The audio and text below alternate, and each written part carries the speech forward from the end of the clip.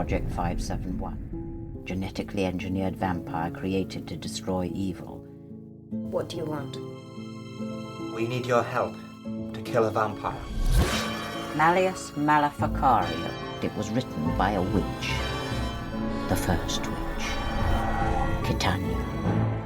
That was a little snippet from The Witch's Hammer, the first film I ever solo directed, and it's just been remastered and re-released on Amazon. So if you like witches and vampires, then please do check it out. Anyway, let's get on with this week's episode. I had an executive I was pitching this to that says, "Well, I don't want story. I want action." So what? So story is character, story, and he just didn't want any part of it. He just wanted more action in it, more action. Hi, Jim here, and you're listening to the Honest Filmmaker podcast. This week, I'm speaking to writer-director David St. Clair. Hi, David. How you doing? Hi, how you doing, Jim? Very well, thank you. Thank you for joining me. So, writer-director, first question I've got for you, and I've looked at IMDb. You studied film, is that right? You studied film, cinema, all that kind of stuff.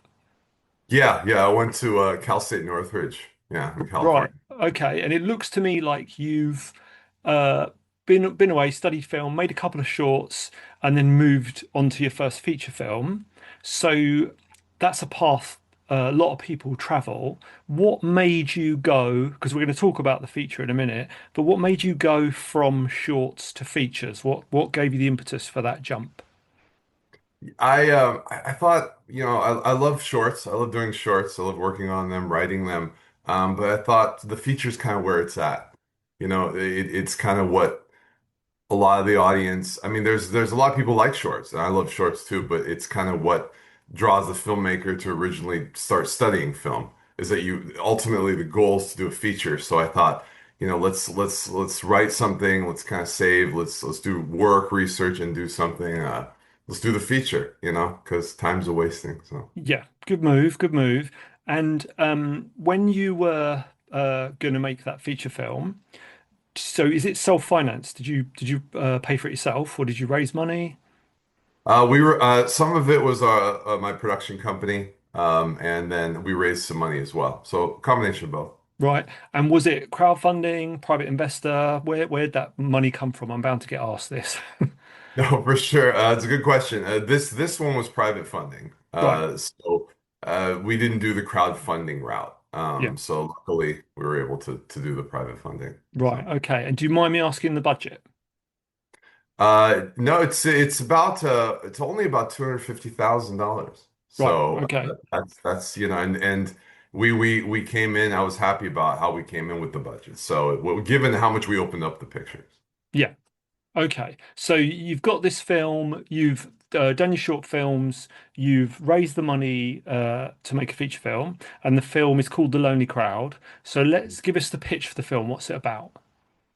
Yeah, it's about two people who are basically lost in a big city, and they're lost in life, and they have their baggage, they have their issues, and they come and they're looking for love in a big city, and they go on a date together, and it's the worst date you can think of.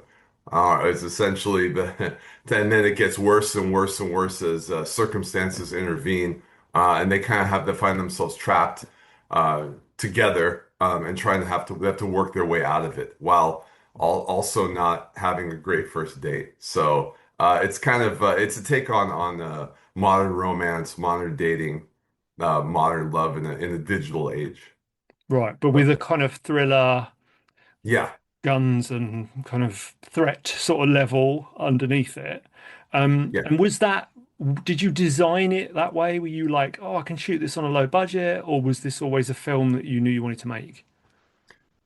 I thought originally it was gonna be broader, so it was gonna be even more action, even more thrills, all that. And I'm like, wait a minute, I can't I can't do all that. That's now I'm being way too ambitious. So I actually scaled it down.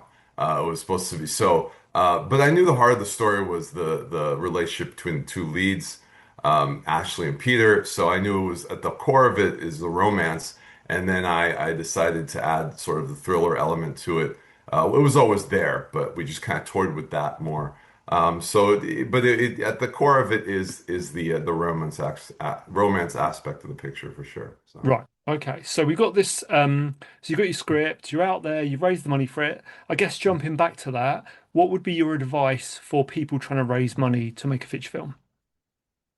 I would say first write a great script. Everybody says, all right, but make sure you have your script the best it can. It's going to change. It's going to change through pre-production and production, everything. But have the script, and then I would say try and do your research on other films that have been made within this genre, other people that like this type of film, production companies, producers, independent financiers, investors who want to make a film like yours. Have them get them on board with you to say, okay, this is a good idea. This is interesting. The public's gonna like it. And honestly, you have to write something where there is a group of people that are gonna watch it, that Mm, investors believe are gonna watch it. So you have to kind of think about what the audience wants too. yeah. So. And when you were going out for talking to those people, what assets did you have? Did you shoot anything? Did you have posters? What did you kind of show them?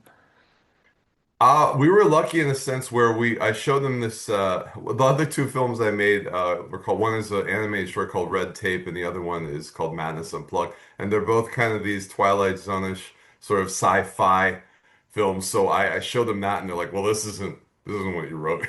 So, well, this isn't what your synopsis is. But then I was lucky to give them the script and kind of say just read 5 pages. If you don't like 5 pages, put it down. Then go to 10 pages. If you don't like 10 pages, put it down. So they kept reading it, I said, I want to see what happens next, and that's the key. So we were lucky in the sense where we didn't have to do a lot of artwork or shoot scenes for the picture like or whatnot, little clips. I just had the script and I was able to get them to read it.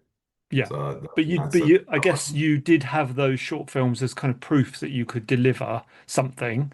And obviously, if the script's good, they'll look at it. What was it shot on?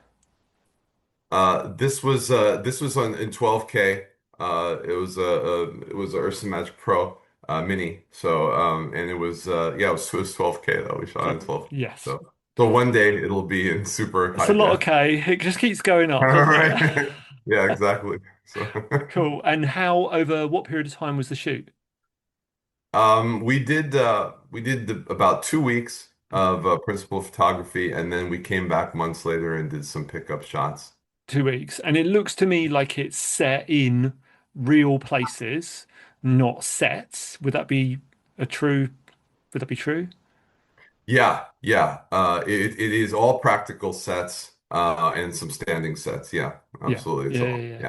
yeah. So was there any advice anyone gave you going into making your first feature film that sticks out, whether that be someone who's made a feature or one of your professors at college? Is there any bit of advice that sticks out to you that someone's told you before? Well, since this is the honest podcast, honest filmmaker, I'll be honest. No, not really. Oh, right, nothing. They armed you I'm with supposed to say nothing. this person, that person. They did, but it wasn't that great of advice, and it Mm, didn't. The thing is, it didn't apply to what was going on. To what you really have to do if you really want to make it a good picture. It was kind of very standard boilerplate, and I can say this is specifically what you need to do, what you shouldn't do, in my opinion. So there was advice, but at the risk of sounding arrogant, wasn't very good. wasn't very So good. Have you got a I worse think because piece they of hadn't done advice? it. Yeah. Have you got a worse piece of advice you got? I think the worst piece of advice is I think, well, I'm trying to think of one that's really. I had an executive I was pitching this to that says, "Well, I don't want story. I want action." I said, Mm, "What?"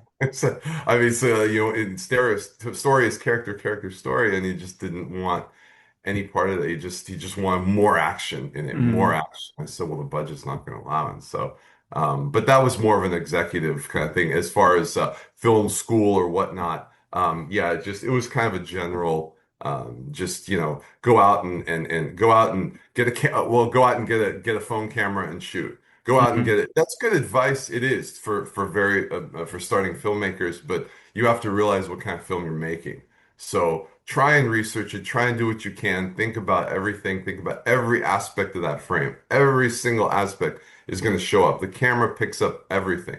So just know what kind of film you're making. So if that you're okay with making with your phone camera and that's all you can afford, absolutely. But if you can do a little more research, if you can take your time, try and get some more money, try and raise more money, it's worth it, I'd say.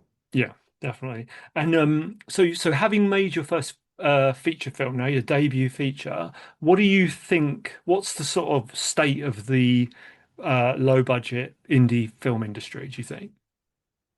I think that I think it's probably in a state of a little bit of a flux, like the major studios are in, unfortunately, especially in Southern California where I'm at right now. But I think that it's alive and well. The spirit of it is always there. It's changing. Everything is changing. Everything's morphing, which is good and bad. Maybe it depends how it changes, but.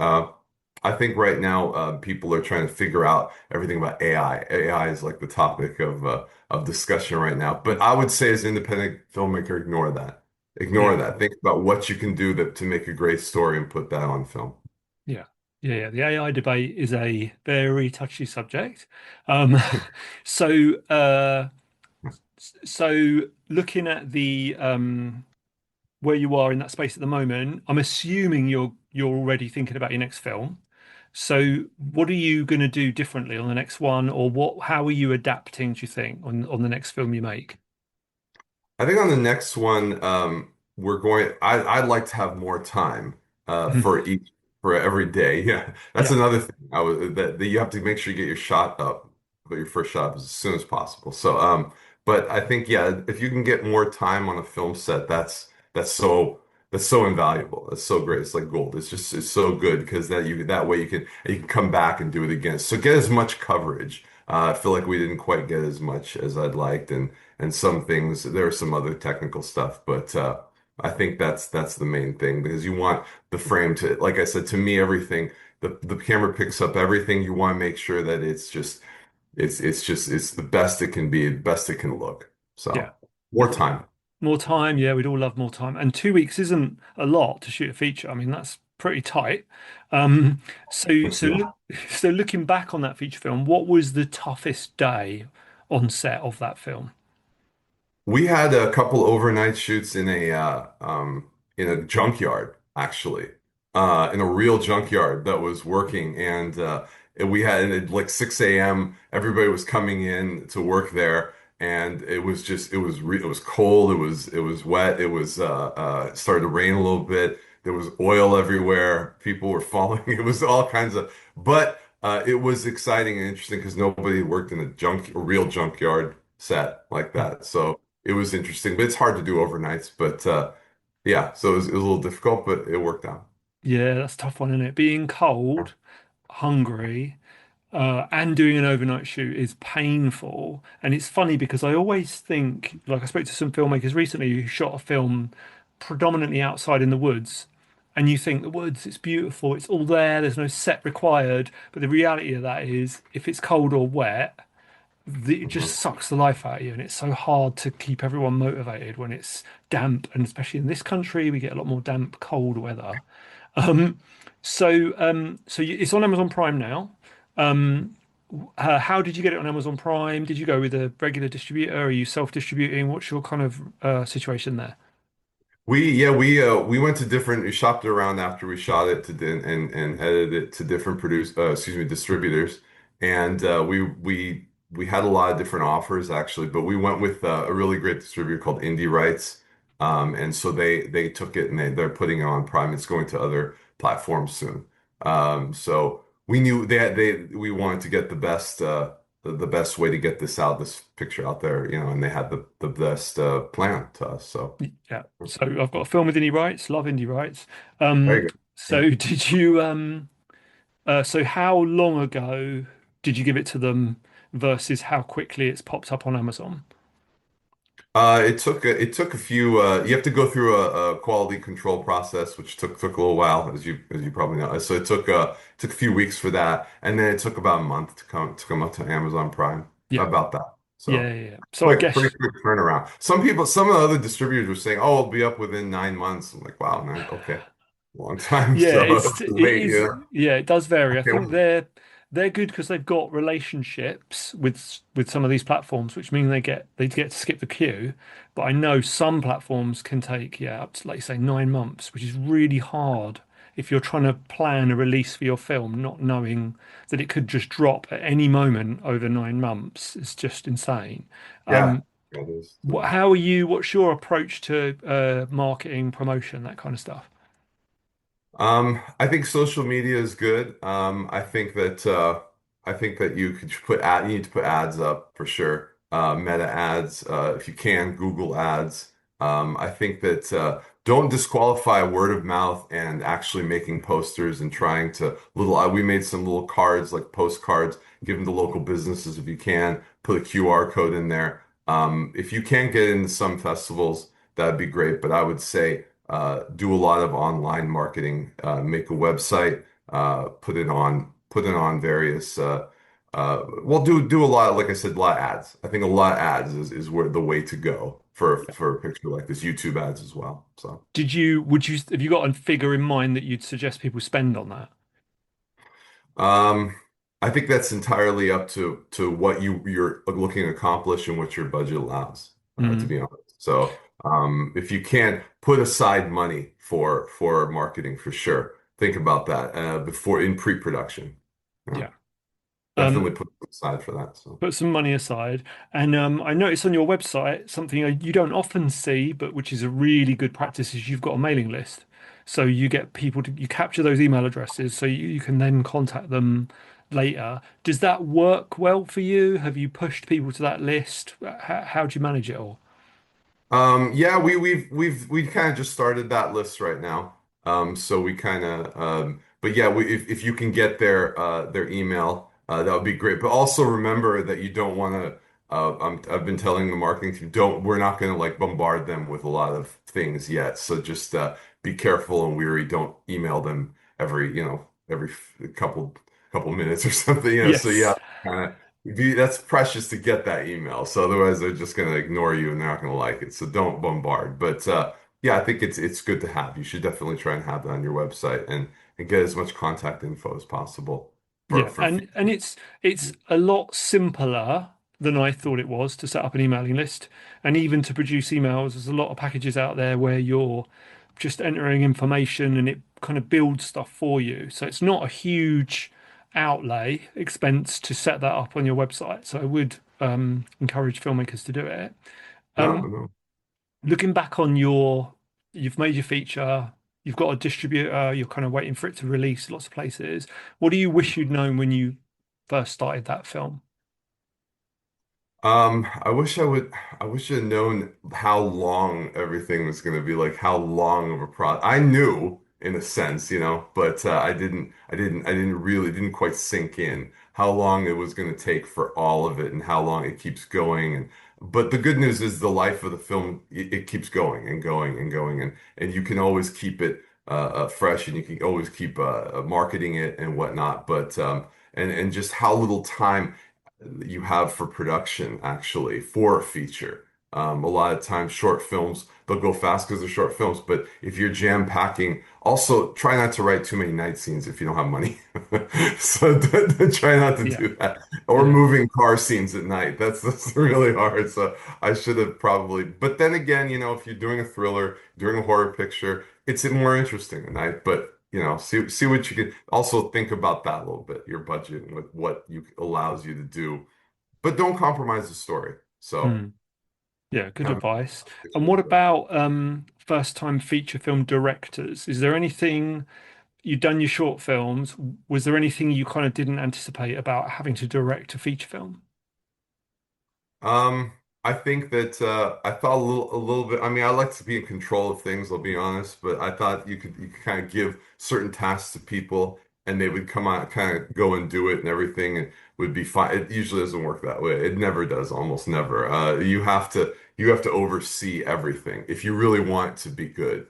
Mm. Yeah, to me, I think you have to.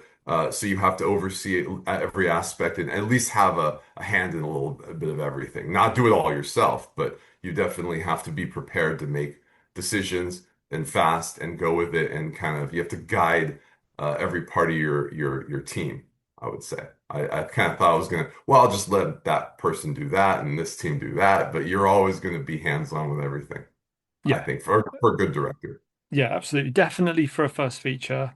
I guess Mhm. until you've found those people who slot into those roles and you just don't need to worry about. Yeah, you do. Did you have a second AD or was it just you? Yeah, Yeah. I had an AD. We had just one AD. Well, actually, later on we brought on a second one Mm, because it was a lot because we opened up the film a lot, so we did bring on a second one later. But it was yeah. So but it was a great group of people and they worked hard. So yeah, if possible, it's good to have two maybe three ADs if you can. mm. But yeah, we had two. Two. Lucky you. And then I did, and we talked about you said maybe try festivals. Did you go down that route at all? Did you have any luck with it, or did you not do the festival thing? It's in the right now they're kind of deciding, so it's in the circuit. It hasn't shown yet in the Mm, festival right now, but it's in the queue, I guess. They're trying to decide. So, but we haven't been shown yet. But I would say, yeah, festivals are great. It's a great way to meet people and network. But you really have to think about trying how to market it yourself. That's the first and foremost thing. I mm. think unfortunately festivals have changed over the years, and the amount of producers that really go there to kind of look and for new filmmakers is unfortunately kind of changing, to be honest. So, Yeah. but it's still a great way to meet people and to put your film out there and to show it to people. Absolutely. Yeah, definitely. And so last question is you're sitting down with somebody who is maybe at the writing stage and they're going to write and direct like you, their first feature film. You've got five Mhm. minutes with them to just vomit as much information as possible and things that they should be thinking about. What are you going to say to them just before they go and do this movie? Oh, if they're the writer Yeah, they're director, the writer director, first feature film. What are you going to say to them? um, I would say to them, don't compromise your it's gonna sound cliche, don't compromise your vision. Don't, but at the same time, take constructive criticism. So you have to walk that fine line. And you're gonna and be ready to learn things every day, constantly. And if somebody might be right, somebody might say this scene works better that way. I'm not going to light it this way. We should shoot from this angle. Be ready to do it. But they could also maybe not be. It is a subjective medium. So you have to be open, but at the same time, don't compromise your vision. Yeah, That's I what I think say. that's great advice. And I think my addition to that would be exactly what you said, but I guess you've got to trust your gut, haven't you?